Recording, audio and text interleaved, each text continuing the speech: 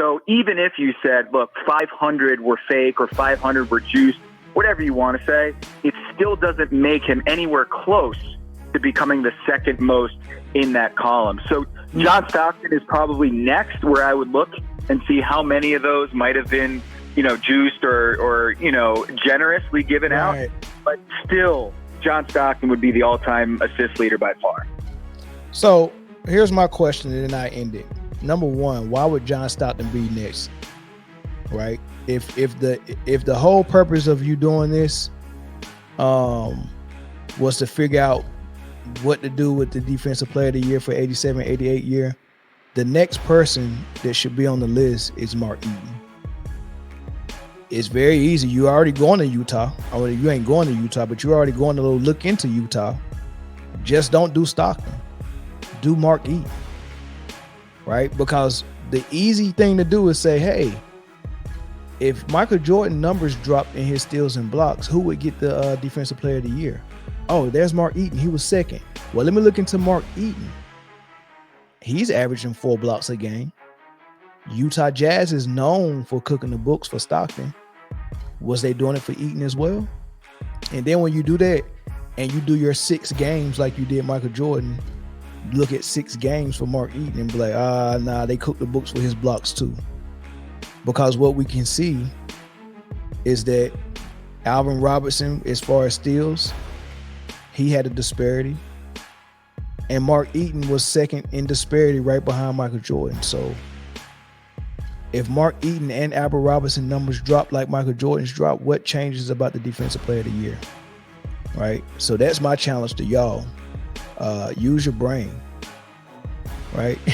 If you put an asterisk on one guy's stuff for home team cooking the books, but we know that they're not disputing the fact that every home team was doing that for their stars, then what changes? Nothing really changes. So this was a swing and a miss. And like the lower third says, when you come for the king, you best not miss. Welcome back to Man Down Sports. As you can see from the thumbnail, we get a chance to talk about the GOAT today. And what's going on right now is there's an article by Tom Haberstroh, however you want to say that. He writes for Yahoo. And he wrote an article, and I guess he did I wouldn't say extensive research, but he did a little bit of research and looking into the stats of Michael Jordan's Defensive Player of the Year award that he got in 87-88. And basically what he came away with is that they cooked the books up for his steals and probably his blocks as well. Basically the home games, whoever was doing the stats for the home games for Chicago, he was getting more steals and more blocks in the home games than he was in the away games. And I think what motivated him to even do that is there was another guy who was looking into, well, actually this guy used to do stats. And he said that he knew for a fact that most of John Stockton's, not most of his assists, but John Stockton had assists that was, inflated a little bit when he played at home, which is not nothing odd. I think everyone knows that you get home cooking in any way possible when you're at home. I mean, the whistle is even different when you're at home. So nobody's surprised that if your home team is doing your stats for you, they're going to be friendly, right? So, but we're going to talk about it because I want to know and I want to show y'all what I think the motivation is behind, for all of this. And I'm going to actually connect some dots for y'all. We're going to go through Tom Haberstroh's interview with the Odd Couple. We're going to go through his article. His article was, it was wordy and there was a lot in there. So we go grab some stuff from his article as well. And I'm going to show all y'all this stuff, and I'm going to let y'all hear him explain it and read it. And I'm going to point some things out, and I'm going to pull some audit of my own and show you it's going to be very conclusive what the motivation is and what the goal is, right? It's going to be very conclusive, right? So we'll start with his interview with the Odd Couple. I'll play that, and then I'll pause it in the middle, and then we'll chat. We'll talk. So here's the interview.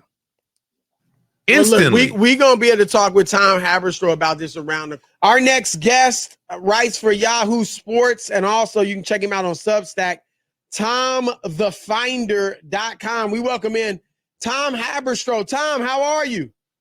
Bruno, what's going on, buddy? We are great. We got Ephraim Salam in for Rob Parker, and you and I go way back, colleagues back at ESPN. You do fantastic stuff. And we were just talking about your story on how Michael Jordan's defensive stats, steals and blocks, were doctored, if you will, in home games in 1988. First question, what did Rich Paul and Klutch promise you to write that article? Now we getting to the bottom of it. Rich is my man. I'm actually represented by Klutch, so Rich is my man. I'm just playing with you. But this is the LeBron is the GOAT camp is putting your article in frames and putting it on their wall. I'll tell you that. All right, let's stop there. I don't know if you caught that. But first of all, there's a lot of truth in jest. There's a lot of truth in your jokes when you say things. People don't just say things because it wouldn't even be that funny if it wasn't such a possibility that it was true. That's what makes it funny, and then you throw it out there. So for Chris Broussard, first of all, let's just talk about Chris Broussard, right? He got fired from ESPN for feeding false information with fake sources. He gets fired. FS1 hires him. Really what he was doing was a podcast with Rob Parker, the Odd Couple, the podcast that you are listening to now. But he likes the debate shows to be back on primetime TV, right? And he gets an opportunity to do that on Nick Wright's show, another guy that we know that's a Klutch Sports client. Chris Broussard gets the call up to go and be adjacent to Nick Wright on that show. And now we're finding out that he's also a Klutch Sports client. What a coincidence. Then the question he asks this writer is, first and foremost, what I need to ask you is, what is Klutch Sports paying you to do this article? And they just started laughing. And then the writer started laughing as well, not even offended. And then he said, you got me. But he's also joking when he says that. But like we said, there's always a lot of truth in jest and a lot of truth in your jokes, right? So to Klutch Sports client, well, we can confirm that Chris Broussard is a Klutch Sports client. And we just don't know about this writer, or we don't, but we know Klutch Sports and Rich Paul approach people and try to sway them. Rick Bucher has already admitted on national TV on the show that Chris Broussard is on that he got an email from Klutch Sports trying to push an agenda for LeBron in the MVP discussion, right? Kendrick Perkins and Stephen A. Smith have admitted that they get approached by people from Klutch Sports and Rich Paul specifically trying to sway their opinion on what they're saying on the show. So we know Klutch Sports approach people and say, hey, can you do X, Y, and Z? And most of the time what their X, Y, and Z is it helps LeBron James out some way, somehow. And they're obsessed with this GOAT debate thing. And they're trying any and everything to, how can we not put a chink in the armor of the GOAT? What can we do? Right. So here we are. I'm pretty sure Klutch Sports might be involved, but I don't know that. I know that, that's allegedly, right? But let's hear what he got to say. Well, it is something that I was cognizant of as I was reporting, is that LeBron James has been talking pretty much every year of his career about how he's never won Defensive Player of the Year, and he's really wanted to. And he took issue with Marc Gasol winning Defensive Player of the Year and finishing in the second team all defense. And it's something he's talked about on the shop.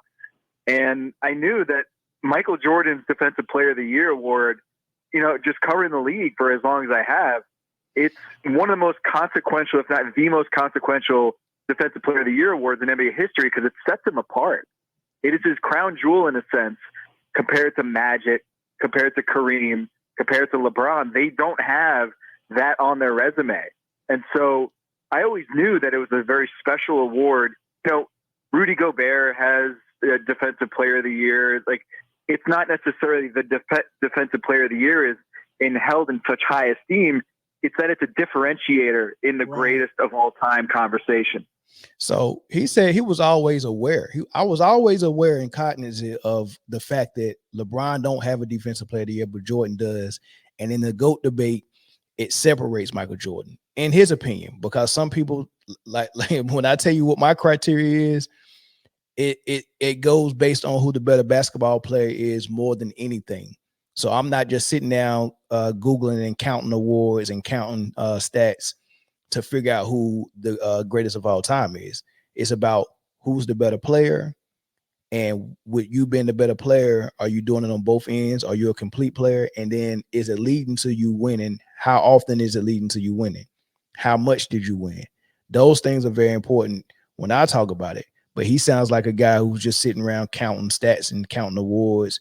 But people are not even doing that. So this witch hunt is already hilarious because what is it going to accomplish? But we'll get to that. But you're hearing him say, I was aware of that. And I was like, I wonder if I could look into this and see if it, if I could put a chink in the armor, right? So when I had heard that there was a 1990s NBA statistician that was admitting to cooking the books and greasing stats, I said, what year would have the most disparity? So he said, I was aware that Michael Jordan's Defensive Player of the Year separated him from LeBron. And then when I heard about that statistician that said he admitted to cooking the books for John Stockton's assists and other players, immediately he thought, oh man, if he was admitting to cooking the books, where else can I look to see if books have been getting cooked? And all of a sudden, the first name that came to his mind was Michael Jordan. Well, he's not going to say the first name that came to his mind. What he really said, or what he's going to say, is that he did a search to see who had the greatest disparity of home and away stats, right?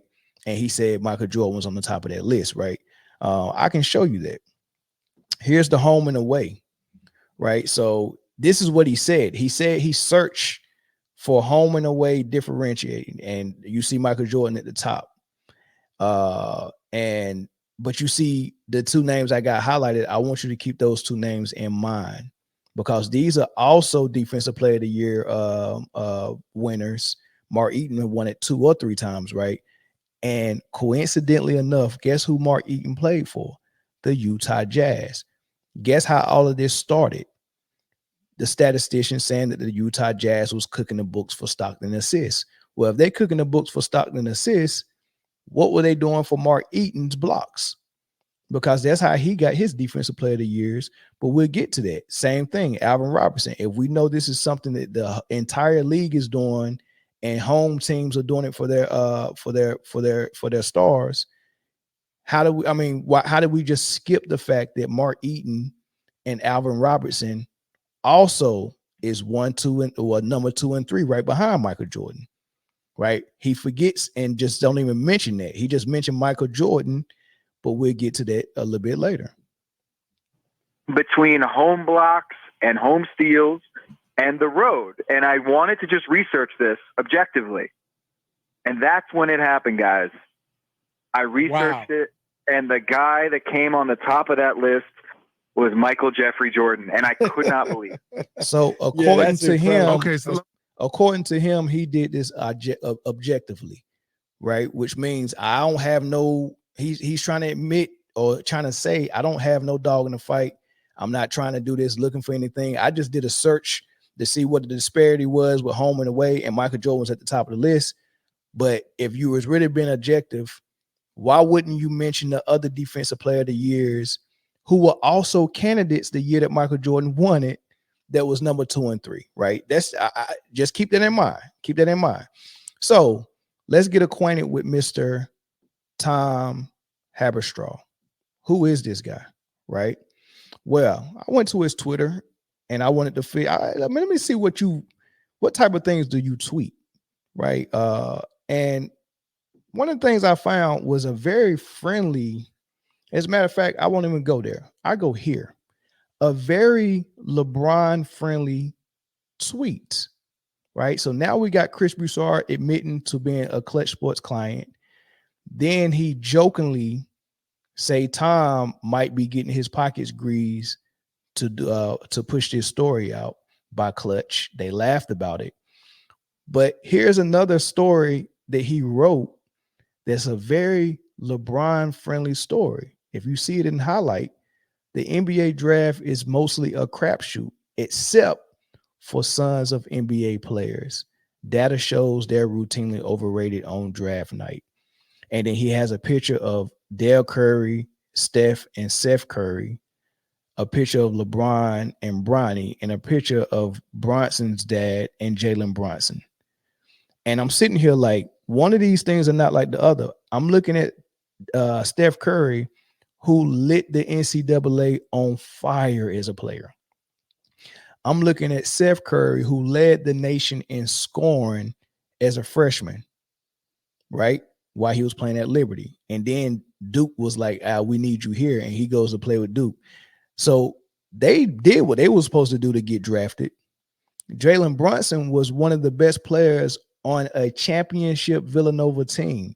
They might have won 2 championships or at least went to the finals twice. But this is the captain of a championship team. He did his job in college. How dare you try to write a story to make Bronny seem like that he could? Come on, just because he's a son of an NBA player, you're going to compare him to Steph, Seth, and Jalen Brunson to get this story out to kind of soften the blow on the fact that he's a product of nepotism, which is fine. I want Bronny to get in the league, but how do you come out with what motivated you to come out with a story to try to say that LeBron or that Bronny could be one of the best kept secrets in the draft and he's probably underrated? And the question at the bottom is Bronny underrated inside the phenomenon of NBA bloodline? You got to be kidding. I hope it's true, but for you to write that story based on what he did this year as a freshman, you got to be ashamed of yourself. So that's one thing I seen on his Twitter. I also seen him throwing alley-oops to another Klutch Sports client, Nick Wright. Right? Nick Wright takes his story and it's a segment on First Things First. And then he retweets that segment and said, appreciate picking up the story. LOL. Why the hell is that funny? Right? These little inside jokes that's so funny to them. That sound like you get what I'm saying? Have you ever been in a room with people, they'll say something, no one knows why they're laughing with what they're saying? It's an inside joke. You know what I mean? I could be with one of my friends and be like, hey, yo, I throw a nickname out there of somebody that we know of, and we'll just bust out laughing because we only know what the inside joke is. So we just got to pretend like we don't know what the inside joke is. And the inside joke is they all are tied together. Hey man, I do the story, you push it out there, you know what I'm saying? It grows legs, and let's see if we can take some, take MJ down a notch to help LeBron out. Nick Wright in the highlight.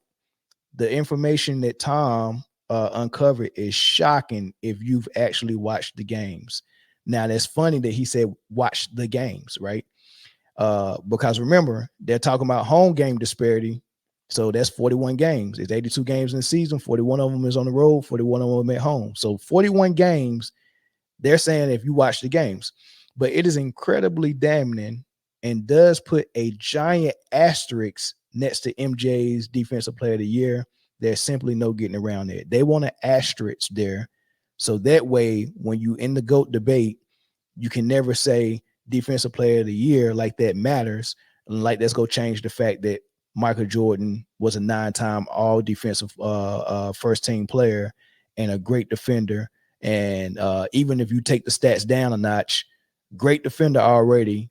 And and a better defender than LeBron. So what changes if he didn't get a defensive player of the year? They think that if the award goes away, then now you can't use that in the debate, right? Which is just crazy that you even thinking about even doing that. No one even thought about doing anything to Stockton when they said that they was cooking the books for him. Don't worry about Stockton. But all of a sudden, we want an asterisk by Michael Jordan. More alley-oops. Here's another tweet. Nick Wright again. There was a game they credited Jordan with more steals than the other team had turnovers. Might put a different hue on the GOAT conversation. I'm just here for a fair and accurate reading on NBA history. It's hilarious. Now, here's Tom admitting how many games that he watched in the highlights with the help of Lamar Maddock. I guess this is somebody who got access to games. I got my hands on 6 full game tapes from the Bulls 88 season and charted every turnover potential steal, every turnover and potential steal. So he went through 6 games, 6 out of 41. And out of those 6 games, he said the box score said MJ had 28 steals in those 6 games. We counted less than half than that, right? So I think he said 13, right? If I remember correctly, I think it's gonna be on one of these sound bites. Something wasn't adding up. So they counted steals. Now this is them going through it and said, nah, he shouldn't get a steal for that, right? So this is we don't know. We haven't seen the 6 games that he's seen, right? So if it was because they're not just go out of thin air, give him a steal, but they were saying things like someone might knock the ball loose, but MJ will be the one to pick it up off the ground and he would get the steal for it. And I guess he's saying the person who knocked the ball loose is the one that's supposed to get credit for the steal, right? So when he's at home, his Chicago people is saying, nah, get that steal to MJ, right? That's what he's saying is going on. So he's saying that a lot of those steals that he got at home wasn't really steals. But so now that we're acquainted with Tom Haberstraw, got a connection with Nick Wright. They keep throwing each other alley-oops on Twitter. You know what I'm saying? Hey, you push my story. I retweet your segment. You do any, we just need this thing to get talked about and go out there. Hopefully we can get, because here's the goal. You can see the goal clear cut. The goal is it does put a giant asterisk next to MJ's defensive player of the year. They want an asterisk by his DPOY. And he said this puts a different hue or a different light on the GOAT conversation. They want this information to affect the GOAT conversation and put an asterisk on MJ's defensive player of the year. That's what they're hoping for. That's what Rich Paul is hoping for. Chris Bouchard just admitted, oh man, Klutch Sports go framed up your article. This is great for them, right? They're very obsessed with this GOAT debate, right? So this is based on 6 games, not 41, and also based on the home road discrepancy that MJ seems to have, correct?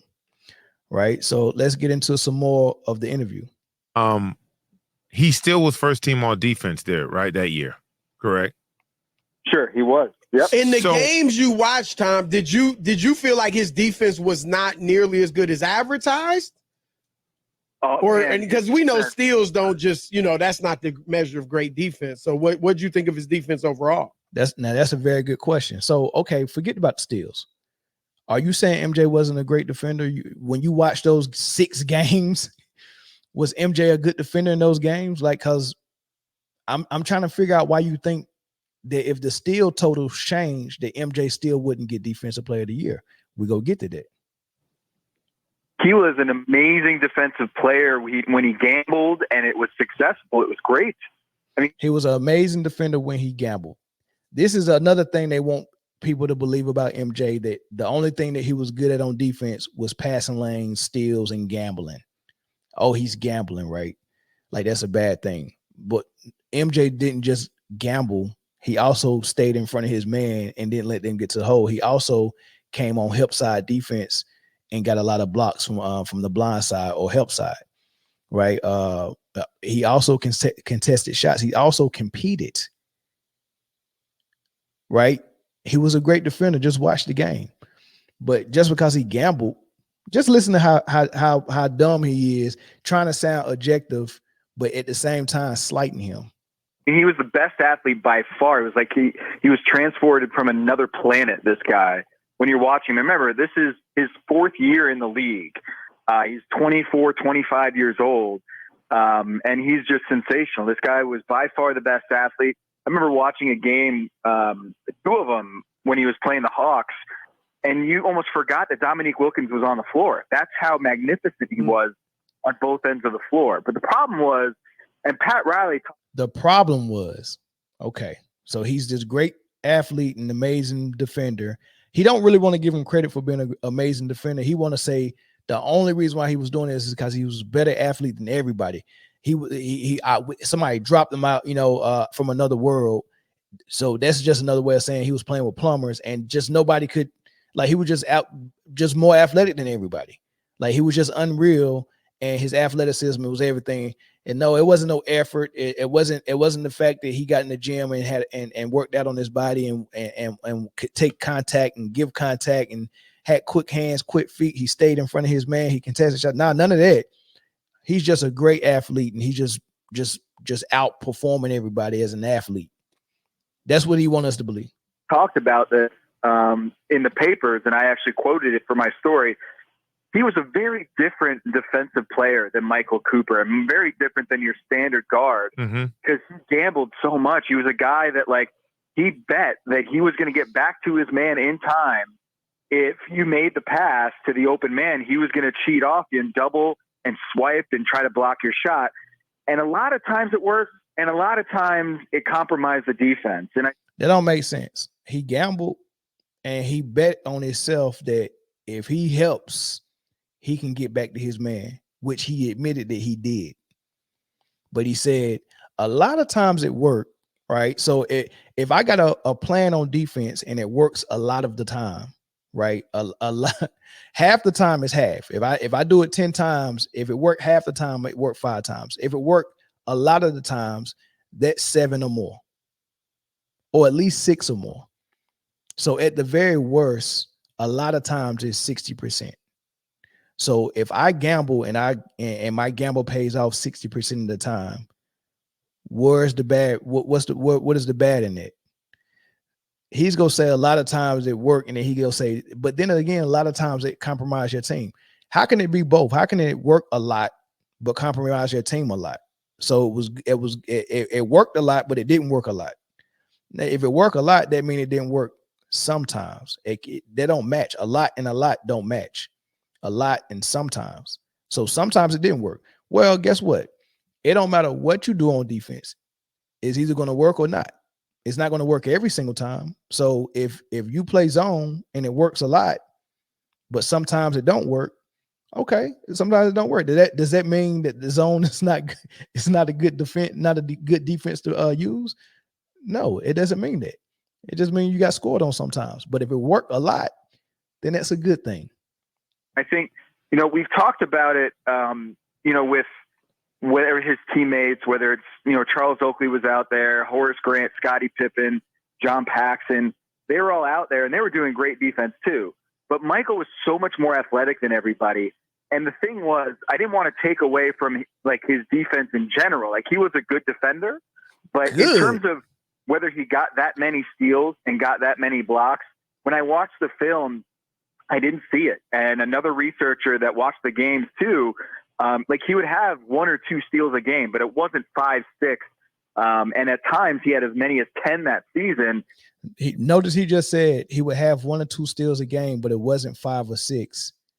And then watch him contradict himself. And of course, when you go and look at the, I know it's great, 10 in a game. Yeah. When you go and you look at the NBA official video, when they do like the highlight clip of his 10 steals, they only show 6 of them. Wait, so you had one game where he had 10. You just said that he was getting 1 and 2 steals, but never 5 and 6. But then you go tell me during the game where he had 10 steals recorded, when you watched it on film, which he admitted that the film that he watched was the film that the NBA provided that's on YouTube. And he said he only seen 6, but it wasn't the whole game. It was just the footage that that the NBA provided on YouTube, because I guess that was a game that I don't know if he had those 10 steals was a record or not, but they got it on YouTube. He said he only seen 6 steals on that. But you said he never got 5 or 6. It was 1 or 2. But you seen a game where he got 6. On top of the fact that you only watched 6 games. You only got tapes of 6 games. You only got 6 games of tape, right? And then here's a excerpt from his article. Breaking out his numbers and game location, we find that Jordan averaged a mind-boggling 4 steals and 2.1 blocks at home.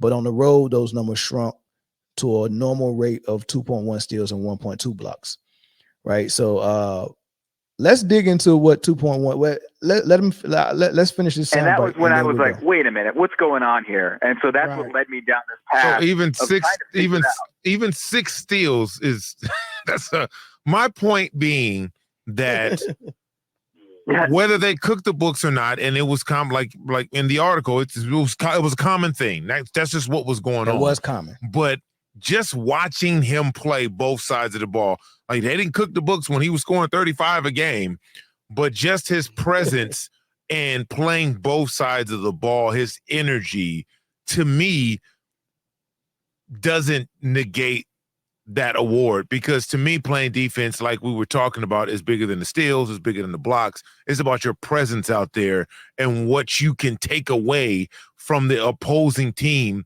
when they need it the most. See, this is what people don't realize that just watch stats and rarely watch games. Like you said, defense is not just about steals and blocks. Bruce Bowen was a great defender. He didn't get a lot of steals and blocks, right? So the fact that they think that looking at these steals and block numbers for home games, for 41 games of that season, even though they only watched 6 full games, which I doubt they watched 6 full games, but maybe they did. 6 games they got tape for, not all 41, 6. And then they're looking at the disparity of home and away, and they're using it and saying, well, yeah, we think we think his steals and stuff is inflated, which if it was, and you also admit that this was normal throughout the league. They said that every home team did this for their stars, right? Let's just pull up the steals for 1987. Remember, I told you keep your eye on Mark Eaton, Albert Robertson, because those were the guys who got Defensive Player of the Year. We can look at Mark Eaton got it in 89, the year after Jordan, and Mark Eaton got it in 85 before Jordan, and Albert Robertson got it in 86 before Jordan. And why is that important? It's important because Mark Eaton and Albert Robertson is number 2 and 3 on the list of people who had a disparity in their home steals and blocks, right? So knowing that they got it, and then remember the name Mark Eaton and Alvin Robertson, and you look at 1987, 1988, the NBA steals leaders, home and away split. You look Michael Jordan, he had a disparity, but right behind him was Alvin Robertson, and lo and behold, John Stockton, who also played in Utah, where all of this started, where they said John Stockton was getting the books cooked for him for assists. It looked like John Stockton was getting the books cooked for him for steals as well, according to this guy who wrote the article. But they're not mentioning Alvin Robertson or John Stockton or the other Utah Jazz player, Mark Eaton. They're not going to mention them. I'm going to show you their names again. Mark Eaton and Alvin Robertson right behind them. Alvin Robertson steals, disparity, just like Michael Jordan. Is it safe to say that they're getting the books cooked for them? You have to. If you're going to say that Michael Jordan is getting the books cooked for him, you have to say Alvin Robertson is as well, and so is Mark Eaton. Why is that important? Well, it's important because when I look at the Defensive Player of the Year award, the year that Michael won it and got 37 votes, look at Mark Eaton right behind him. He was the number 2 guy. Look at who's number 4, Alvin Robertson. So my question to these people is, why didn't you, before you come out and say, oh man, the books was cooked for Michael Jordan, why didn't you do the research and say, well, if Michael Jordan wouldn't have gotten that award based on those steals, who would have got it? And then you look at Mark Eaton and you look at his blocks, he's averaging almost 4 blocks a game, 3.7. So if Michael Jordan average was 3.2 steals a game, and you're saying that people was cooking the books and maybe he didn't average 3.2. And if we go back to his article where it said that he was averaging 2.1 steals away and 4 steals at home. So if he just averaged 2.1 steals at home and away, then that means he would be averaging 2.1 steals for the whole season. If we do that same thing with Mark Eaton and just assume that he getting the books cooked for him as well, because they didn't pull a tape for Mark Eaton, because they just assumed that if Michael Jordan didn't average 3.2 steals and averaged 2.1 instead, they just assumed that Mark Eaton would get the Defensive Player of the Year award. But they're not going to assume that his books are getting cooked either. That's convenient, because I would have to interject that if this all started with Utah, and we know the statistician that started this whole thing told you that they cooked the books for Stockton assists, and we see a disparity with Stockton's assists and steals, and Mark Eaton also played for the freaking same team, don't you think his books is getting cooked as well? And then look at Alvin Robinson, the guy that's averaging 3 steals, just like Michael Jordan. So if he was getting the books cooked for him, don't his steal? So basically what I'm saying is, if Michael Jordan steals go down, then so does Alvin Robinson, and so does Mark Eaton's blocks, right? And then you also have to say Hakeem Olajuwon's steals and blocks got to go down too, because remember, every home team was cooking the books according to them. So if everyone reduces their numbers, how do we know that Michael Jordan won't be the Defensive Player of the Year still? That's a daggone good question, correct? So let's look at some of this. And I mean, you can even pull out the MVP that not the MVP, but the Defensive Player of the Year that Mark Eaton got before Michael Jordan. Look at this. Look at the blocks. Look at the highlight to the right. He was averaging 6 blocks a game the year he got Defensive Player of the Year, and playing for Utah, where they was known to cook the books. And then you look at the bottom, that's Alvin Robinson. When he got the Defensive Player of the Year, he was averaging 4 steals a game. Why is he only looking into one player, but he's not looking into the players that was competing against him for the award and the players who won the award previous years before he did? It don't make sense, because it really does make sense. It makes it very obvious that he's looking into this for the purpose of just bringing down and putting the asterisk by MJ. Not like what Nick Wright said, that he said that I'm just here for a fair and accurate reading of NBA history. No, because if you was here for a fair and accurate read of NBA history, you would be looking into every defensive player candidate the year that Michael Jordan won it. And that's the whole purpose of this video. If you're going to look into MJ, you can't just look into MJ, put an asterisk by him, and don't put an asterisk by everyone that was a candidate that year. It makes no sense to just put an asterisk by one guy. So if you want to put an asterisk, you can put an asterisk by the whole entire year, or you can put an asterisk by every year you think home teams was cooking books, or whenever you felt like they stopped, right? Last thing. Let me ask you this, Tom, and that's a great point, Ephraim. And you said in the article, like you said, it was happening in arenas throughout the country. John Stockton's assist. I don't know if you have any numbers or evidence of how much maybe he was, gifted extra assists, but talk about Stockton and maybe a few others that you know of. And then I want to ask you, like, when did it stop? Because I don't think you can do that today. Like, the game is, you know what I mean? We have so much more access to the numbers, to the film. There are guys literally tracking all of this data, and not just the NBA, but, website guys and everybody. So what?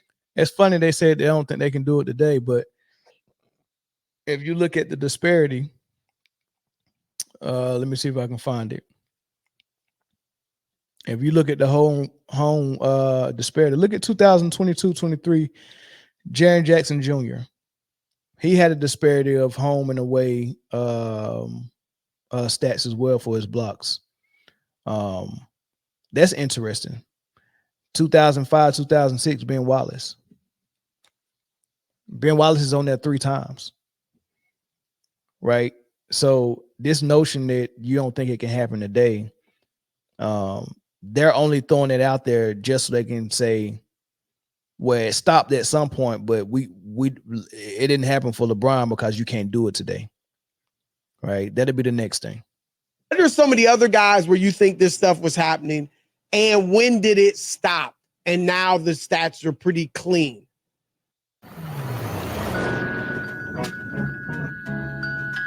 Sorry about that commercial. Stats are pretty clean.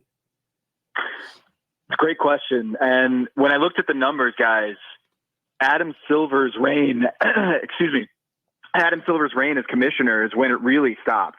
When you saw stop doing Adam Silver's reign. Sounds like the LeBron era to me. I know LeBron came into the league before Adam, but you get the point. Oh, it's a cutoff.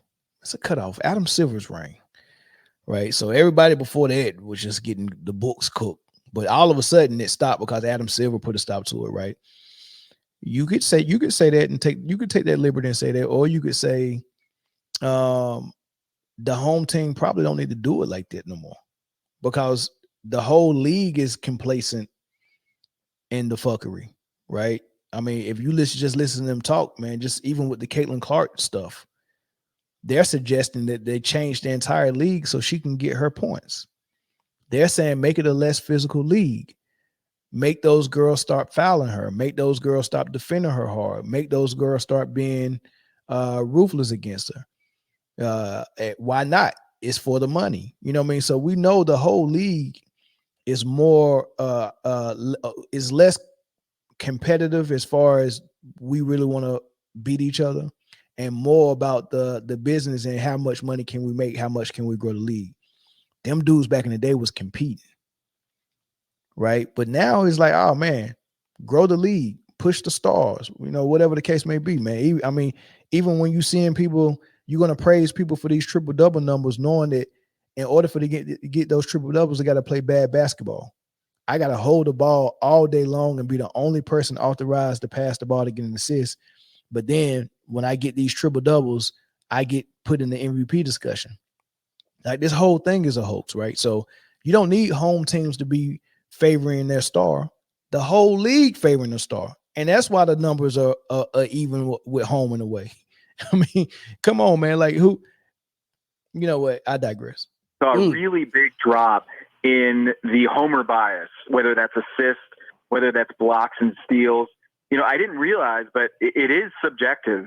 A lot of the blocks and steals, it is subjective stats. And the statistician that I talked to for Pablo Torre finds out over at Meadowlark Media, when I talked to him, he explained to me that, like, even like if you foul a guy, sometimes the home stat keeper will credit that guy contesting the shot with a block, even though there was a foul call whistled, if it was a star player. It was that sort of thing. Or a 50-50 call where it was like, man, like there was one particular play where Mike Brown, the center of the Chicago Bulls, the starting center, he had this amazing play, a steal in transition, and he deflected the ball. Clearly the one who is, you know, influential in that turnover. And then Michael picks up the ball, but Michael's the one who gets the steal. It was those sort of things where it was like, I didn't realize how subjective this stuff was.